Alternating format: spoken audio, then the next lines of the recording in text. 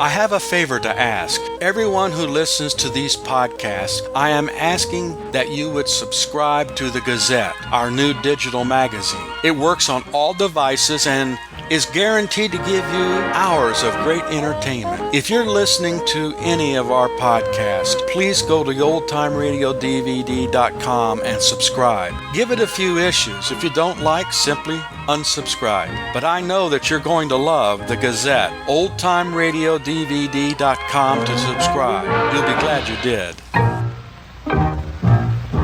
I was a communist for the FBI.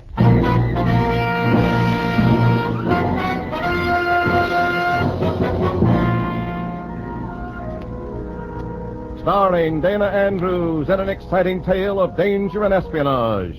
I was a communist for the FBI.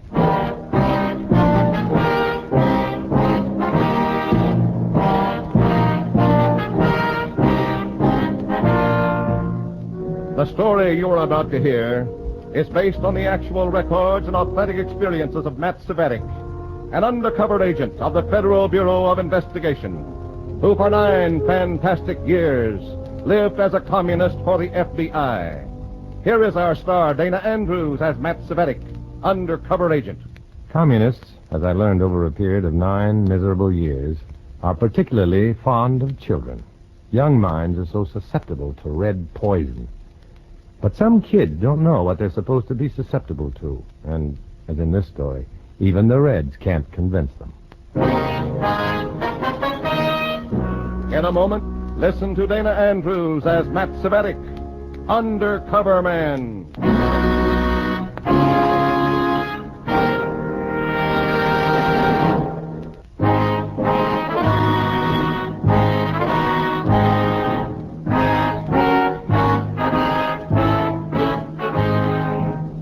Now, here is Dana Andrews as Matthew Cvetic, undercover man. This story from the confidential file is marked Hate Song.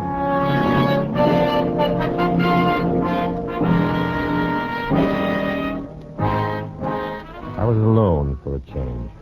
Comrade Kettner and my other commie playmates were marking time. No new projects on the red agenda. The next cell meeting, 2 days away. I was even up to date on my reports to the FBI. Quiet hour. Sweet and blissful. Time to insulate the nerve endings. Time to forget the future. Enjoy the present. End of quiet hour. Nerves twanging like guitar strings again. Time for my past to explode in my face. Hello? Mr. Cvetic, please. Speaking. Who is this? Matt? Yes. Who is this? Matt, it's great to hear your voice again, son. Who is this? Dr. Norcott, Matt, remember? Dr. Norcott. Now, the years haven't changed me that much, have they? Well, Doctor. Well, this is wonderful. What in the world are you doing so far from home? Same old thing. Plugging away for Boys Incorporated, the best kids organization in America. Still its guiding light, huh? Yes, sir. I'm in a rut. Well, it's a good rut to be in. Well, that's agreed. I've been sent here to whip the local chapter into shape.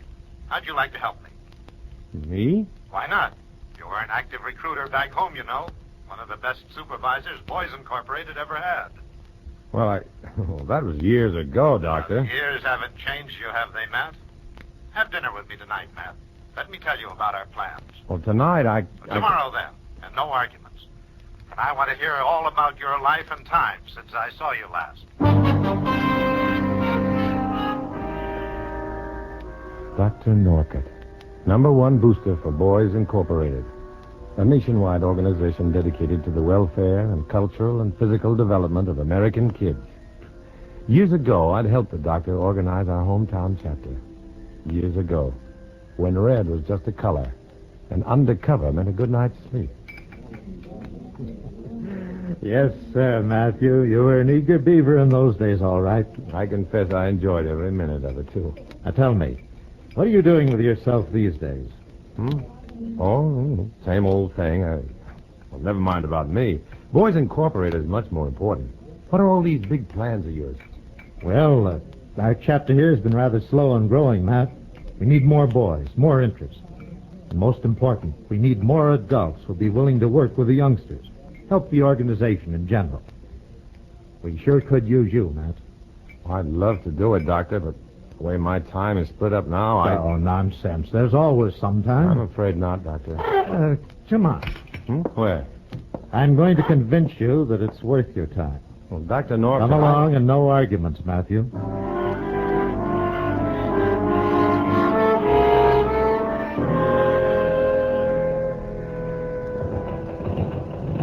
This gym is just one portion of what this building has to offer these kids, Matt.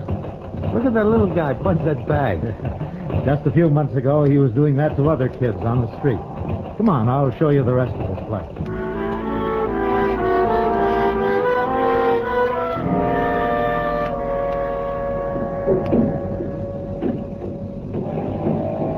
Say, I wouldn't mind having a shop like this myself. And every bit of it's free to these youngsters. Those kids, by the way, are making furniture to be used in other rooms around the building.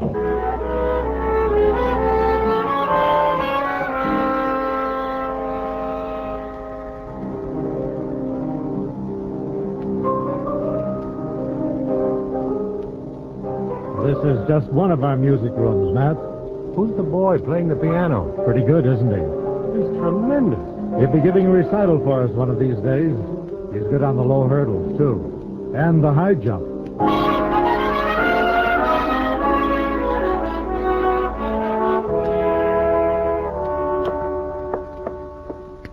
Art, music, athletics, outdoor activities. The kids share interest in everything, Matt. If not as participants, they enjoy themselves as spectators. It sounds like a sensible plan, all right. It is, and it seems to work. Things sure have progressed since I was... But we can sure use you, Matt. We need more boys to enjoy these activities. We need adults, interested parents, men and women who will work for the organization. We need a hard-hitting local representative on the National Council. We need Easy, Doctor. Slow down. I'm sorry. I guess this project is somewhat of an obsession with me. It's so big in other parts of the country. It deserves to be big here, too. Dr. Norcutt, I wish I could help. Don't worry, there's plenty for you to do. I can't. What? I can't help you, Doctor. I just can't do it. My time is so limited. My work is... But, Matt, you must have some time. No time at all. Oh, Doctor, it's getting late, and I have a company meeting to attend. If you'll excuse me. All right, Matt. Don't let me keep you from your work.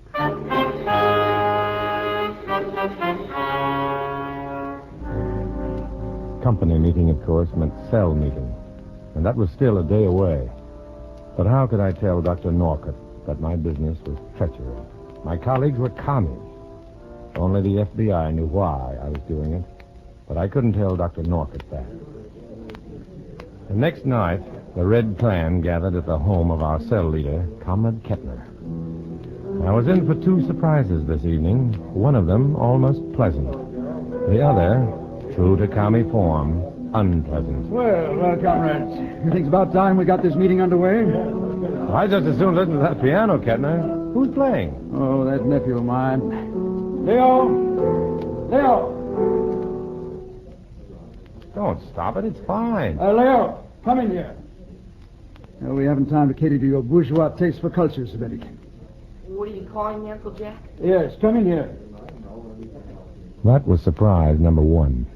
It had never occurred to me that Kettner's nephew would be the same boy I'd seen playing the piano in the music room at Boys Incorporated. He was a shy kid, about 15 years old, and he seemed to have very little taste for his uncle's friends. I'm not finished with my practicing. Oh, yes, you are. No, comrades, Leo is that rare form of human. A teenage boy who enjoys playing the piano. You play very well, Leo. Thank you. Yes, Leo. Perhaps you'll oblige my comrades by opening our meeting with a rendition of the Internationale. I don't know it. Of course you know it. Play it. I don't know all of it. Honest. Play it, I said. We can hear the piano in the next room. You see, comrades, discipline in musical tastes is as important as physical discipline, especially in the young mind. There we are. You know the words, I trust. Mighty victims of our nation, Cry love for ye who are alone, for there's an end to degradation. Leo! What happened? Leo, what do you think you're That's all I doing? know. That's all I know, I tell you. That's all I know.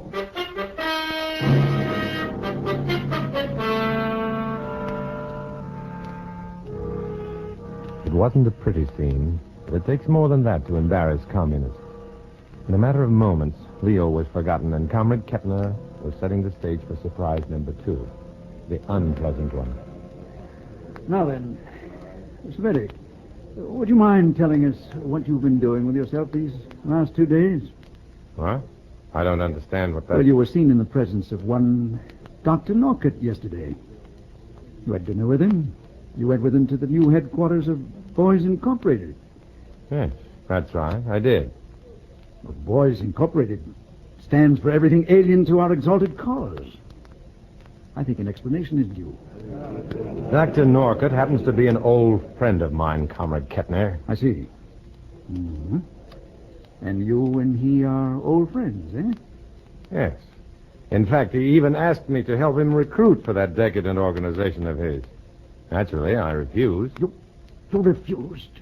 Yes, of course I refused. Why? Cvetic, aren't you aware that the party's been trying to infiltrate that organization locally for some time? Infiltrate Boys Incorporated? Of course. What are you talking about? The young mind, comrade. The fertile, malleable, youthful mind.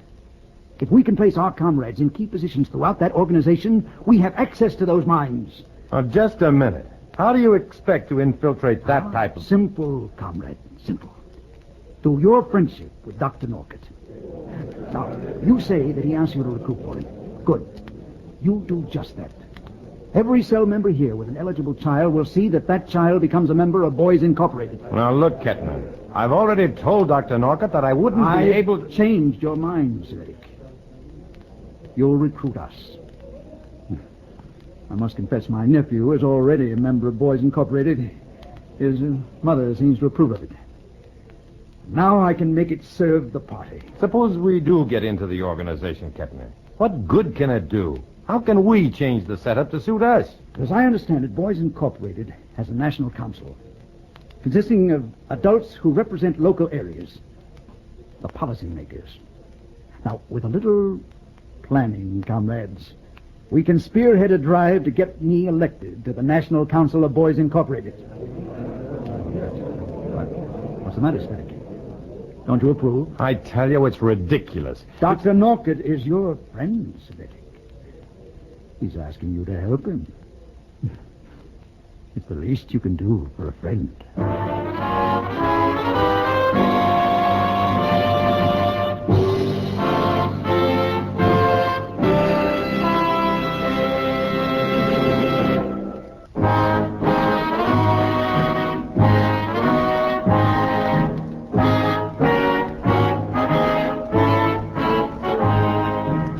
Now back to Dana Andrews, starring as Matt Cvetic in I Was a Communist for the FBI, and the second act of our story.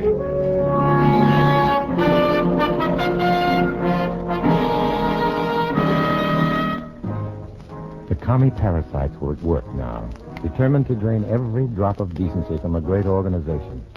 This time they were disguised as eager parents of eager kids, eager to turn the facilities of Boys Incorporated into a training ground for treachery. Matt, these past few weeks have been a revelation to me. I can't tell you how grateful I am. Grateful for what, Doctor? For what? Why, for the way you've increased our membership. Look at those boys. Ever see this gym so active?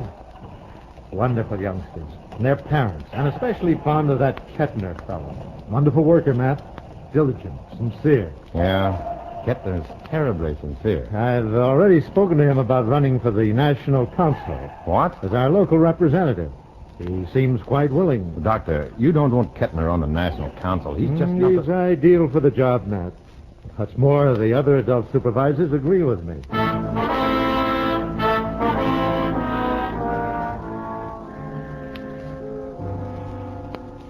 I couldn't tell Dr. Norcott about Kettner or the other diligent, sincere workers. Kettner knew how close I was with the doctor. He'd know instantly how Norcott learned the truth. And if that happened, the FBI would be out one undercover man. I left the doctor in the gym and wandered through the halls of the building, trying to figure some way to get the truth across to Norcott. I passed the woodworking rooms, buzzing with activity, the art department, pungent with the aroma of oils and the sweet smell of crayon. The music rooms were dark as I approached them, but one of them was occupied. I paused at the open door and squinted through the gloom. Seated at the piano, alone, pecking dispiritedly at the keys, was Leo Kettner. Well, it's all right, Leo. I was just wondering who was in here. I was just going home, Eddie. No, stay. It's all right. Wasn't that the Internationale you were playing? You ought to know. You're one of them. One of what? My uncle's comrades. I'll see you later. Now, wait a minute. You don't like your uncle's comrades, do you? No. Mom doesn't either. There's nothing we can do about it. Uncle Jack is supporting us. I see. You haven't been very active around here lately. I haven't seen you working out on the track. Or on the piano either, for that matter. Why should I? Why shouldn't you? Here's why I shouldn't.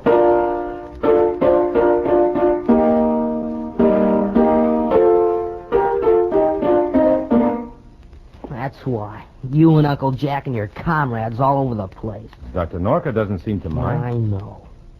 I thought he was a decent guy. What do you mean? You heard me. He's just like the rest of you. What? You think Dr. Norcott Well, is one? isn't he? You ought to know. He even gets my uncle nominated to run for the National Council. He wants me to play piano for the program on election night. It seems to me all you'd have to do is tell the other supervisors what you know about your uncle and... No, sure. Where would Mom and I go after that? Oh, excuse me, it's late. Mom will be home from work soon. Oh, Leo. Now, look, son, maybe if you... Listen, Mr. Cvetic. The official boys' code tells us we gotta respect our elders.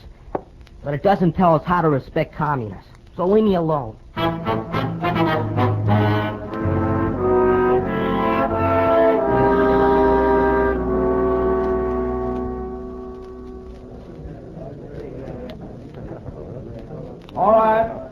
All right, comrades. Let's bring the meeting to order. Now, first of all, progress report on our work within Boys Incorporated. As you know, the good Dr. Norcott has nominated me for the election to the National Council. You think you'll win that election, Comrade Kettner? I must win, Cvetic. Having progressed this far, the party will not tolerate a defeat. There's only one way I could possibly lose now. If Dr. Norcott, or any of the other voters, should learn our true purpose, if they were to discover that I were working for our exalted red cause... But I'm sure that won't happen. Will it, Comrade Cvetic? No, Comrade Kettner, it probably won't.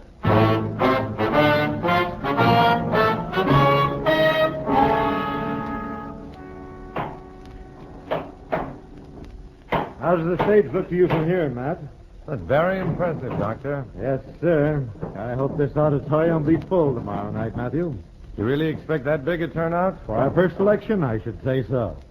Got a great program lined up for entertainment. Parents are more excited than the kids.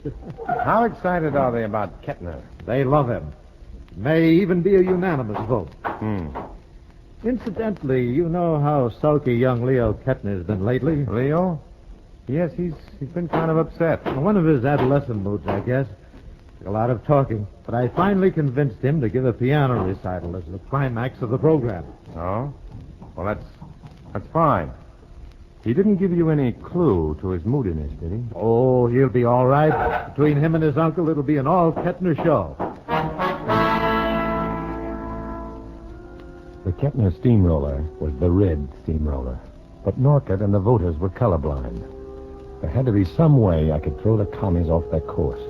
Some way to prevent them from ramming their man into the policy-making body of Boys Incorporated. But the big night came too soon. The auditorium filled with beaming parents. The kids put on a wonderful show.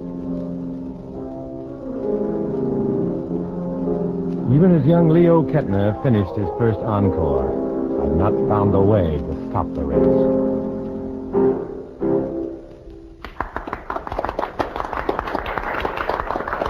Look at that, Cvetic. Listen to them. They love that kid. They should, Kettner. The boy's good. Good. Good is right.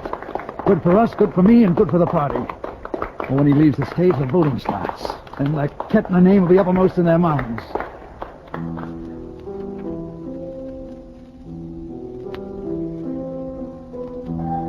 Well, that's his second encore. I didn't think he'd be willing to play this well, considering his attitude. Oh, he's not doing it for my benefit. Typical of his bourgeois training. He's playing to please that mother of his.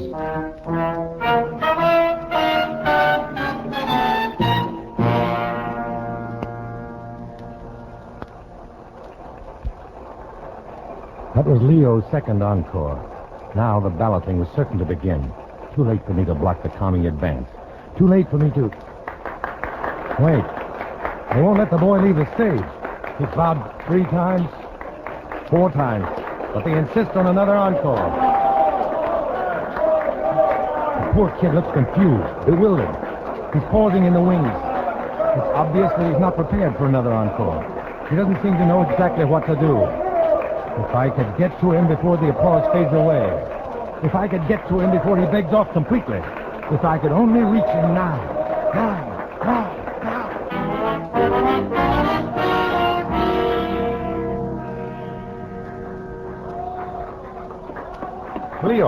Leo, wait. Mr. Cvetic, listen to him. What do I do? I don't know what to play. Play a request, Leo. A request. Well, I haven't got anything else ready. Oh, yes, you have. Play a request, a special personal request from your uncle. My uncle? He's requested that you play the Internationale. Oh, no, I couldn't. Leo, don't you understand? That's his favorite song, and this is his big night. Play it. He deserves it, Leo. Don't you understand? He deserves it.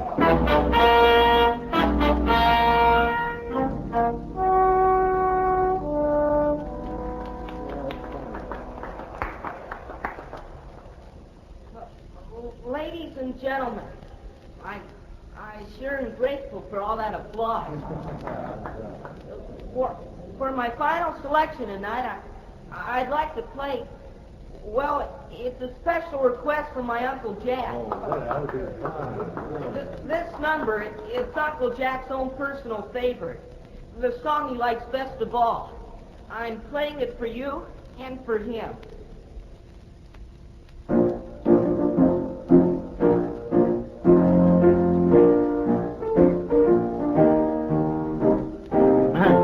Matt, for heaven's sake, what's that song he's playing? Why, I don't know, Dr. Norcott. Sounds familiar, but I just can't seem to place it. I cut that out! That's the communist anthem! That's it. It's the Internationale. Why, Matt? Why? What's wrong with the boy? He said it's his uncle's favorite, Doctor. But the communist anthem. Yeah, that's right. And he said it's his uncle's favorite.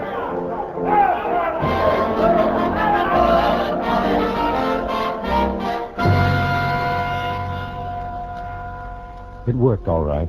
Young Leo took his cue and played it to the hilt.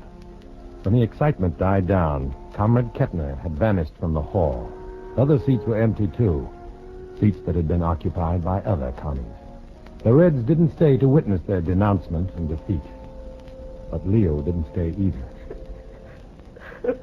I found him outside the building, huddled on the steps of the fire exit, sobbing bitterly. I tried to comfort him, but I wasn't very good at it. What can I do now, Mr. Cvetic? I can't go back inside and there. I can't go back to my uncle's house. Where can I go? What can I do? Leo, listen to me. Dr. Norcott knew nothing about the Reds. Nothing. You're a Red. How can I believe you? Sure, I'm a Red. But the doctor isn't. You saw how he reacted to that scene inside. Leo, is that you? Oh, he's right here, Doctor. Come inside, son. There's an auditorium full of people waiting to thank you for what you've done. Thank me? Of course. Come on. You too? You want to thank me too? Attaboy, Leo. Coming, Matt? Oh, no, Doctor. I'll be in later. As you wish.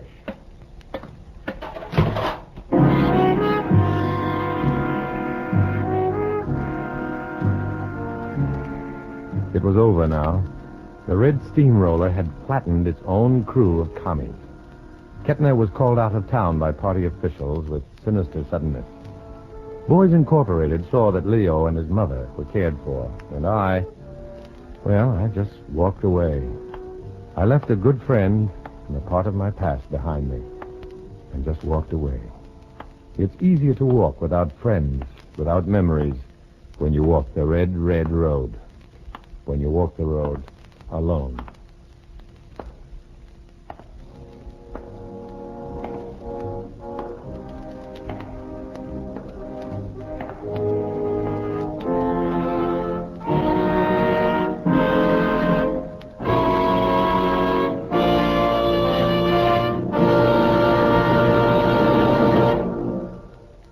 Dana Andrews will return in just a moment.